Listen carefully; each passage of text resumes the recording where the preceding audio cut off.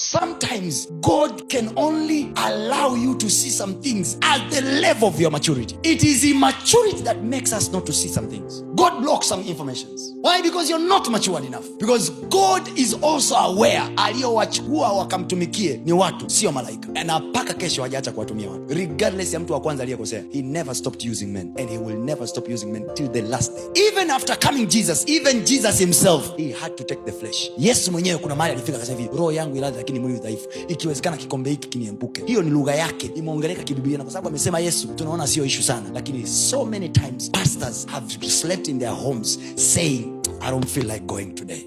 I am so broken. Very few people get to see that. As long as we are in the flesh, there is a place every man is broken. Na sometimes Mungu anaruhusu hayo ili kutupunguza speed, tusije tukajiona sisi ni bora kuliko wengine. He is humbling us. Kuna watu wengine pride zetu ziko very fast, so God is using everything he can to get us to a place where he can humble us. Some other things are allowed in our life to be humbled. Maybe you think that man is mistaken, yule jamaa anakosea au amekosea, kumbe God is at work breaking him. Paulo anamwambia Mungu hivi, nimekuomba ili jambo liondoke mimi mara 3, ni mwiba unaotesa mwili wangu. The Bible is not explaining mwiba huo ulikuwa ni mwiba gani, but I'm telling you guys, that was the man Paul. Ni mtu anaitwa Paulo, ameandika Luka 3 ya nyaraka. Kila mtu anamwadmire Paulo, lakini the Bible says alikuwa na mwiba unaotesa mwili wake. Anamwambia Mungu hivi, I have asked you to take the thing out of me 3 times. Mungu, nimekuja kwako 3 times. Have you ever asked God for something? Aondoe kwenye maisha yako, au aondoe kwenye mwili wako, au aondoe kwenye mawazo. Yaani kuna wazo fulani hivi unatamani kila saa Mungu aliondoe. Kila saa kadri unavyotamani aliondoe hilo. Paul is asking God, I've told you. Mungu anamwambia hivi, it is there. My grace is enough. God never even spoke about the thing. Akamwambia my grace is enough. Anasema so that when you are weak, you become strong because I am your strength. And then Paul is saying, I can do all things because of